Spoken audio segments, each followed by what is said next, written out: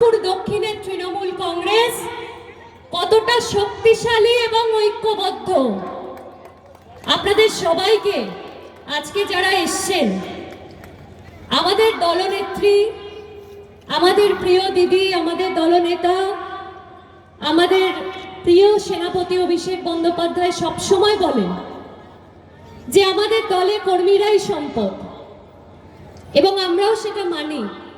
কারণ আজকে যদি আপনারা এখানে না আসতেন তাহলে এই সভার কোনো মূল্য থাকতো না।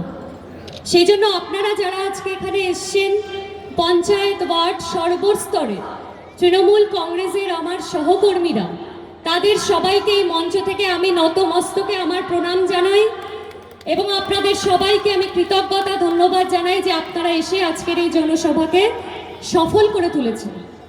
আজকে মঞ্চে উপস্থিত আছেন আমাদের যাদবপুর ডায়মন্ড হারবার সাংগঠনিক জেলার সভাপতি, আমাদের সবার অভিভাবক সম্মানীয় শুভাশিস চক্রবর্তী মহাশয়। এখনো মিছিল আসছে, এদিকে জায়গা না হলে আপনারা ডান দিকে চলে আসবেন স্টেজে। আমাদের মধ্যে উপস্থিত হয়েছেন ইতিমধ্যেই আমাদের সবার খুব প্রিয় বক্তা, আমাদের বর্তমানে আইটি সেলের রাজ্যের সভাপতি, আপনাদের সবার খুব প্রিয় দেবাংশু ভট্টাচার্য, যার কথা শুনতে আপনারা খুব ভালোবাসেন আমি জানি। সে আমাদের মধ্যে ইতিমধ্যে উপস্থিত হয়েছেন, আপনাদের সামনে বক্তব্য রাখবেন।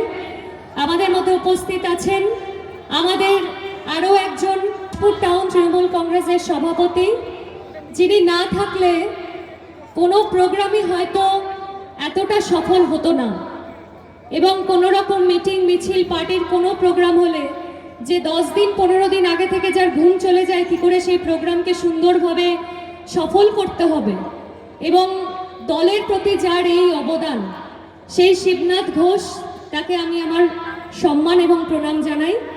আমাদের মধ্যে উপস্থিত রাজ্য চেয়ারম্যান ডাক্তার পল্লব দাস, পঞ্চায়েত সমিতির সভাপতি বলাই বাড়ি থেকে শুরু করে সমস্ত ওয়ার্ডের কাউন্সিলররা, ওয়ার্ড প্রেসিডেন্টরা, আমাদের পঞ্চায়েতের প্রধান, উপপ্রধান, পঞ্চায়েত মেম্বার, পঞ্চায়েত সমিতির মেম্বার, জেলা পরিষদ মেম্বার এবং সোনারপুর টাউন, রাজপুর টাউনের কিছু নেতৃত্বরা আছে।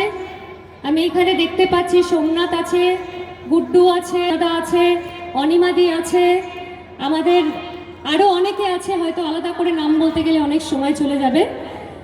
সহকর্মী সবাইকে আমি আমার কৃতজ্ঞতা ধন্যবাদ জানাই।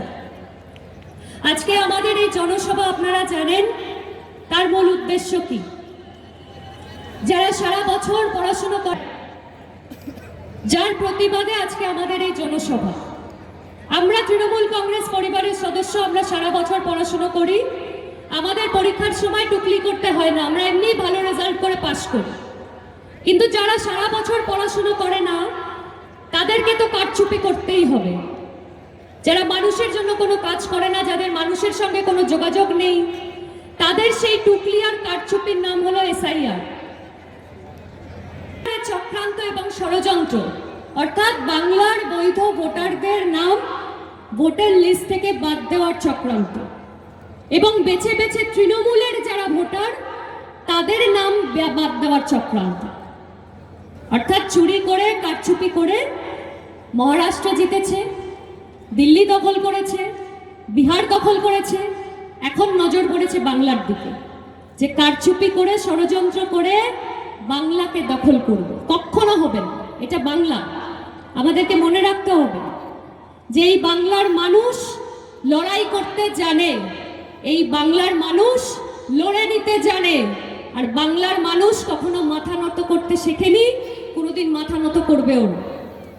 সেই জন্য আমাদের দলনেত্রী যখন নির্দেশ দিয়েছিলেন যে এসআইআর এর জন্য বাংলায় ভোট রক্ষা শিবির করতে হবে, তখন আমাদের তৃণমূল কংগ্রেস পরিবারের সদস্যরা, আমার সহকর্মীরা গোটা রাজ্য জুড়ে এবং আমাদের এই বিধানসভার এক প্রান্ত থেকে অপর প্রান্ত ভোট রক্ষা শিবির হয়েছে। এখনো পর্যন্ত সেই ক্যাম্প চলছে, এবং আপনাদের সবাইকে আমি স্যালুট জানাই যারা দিন রাত অক্লান্ত পরিশ্রম করে মানুষের পাশে থেকেছেন, মানুষকে সহযোগিতা করেছেন, এবং তারা যাতে তাদের ভোটাধিকার না হারায় সেই জন্য মানুষের পাশে থেকেছেন আপনারা। আপনাদেরকে প্রণাম এবং সালাম জানাই। আপনাদের জন্যই হয়তো আজকে আমরা আছি, আর আপনাদের জন্যই হয়তো বাংলার নেত্রী মমতা বন্দ্যোপাধ্যায় এতটা নিশ্চিন্ত আছেন।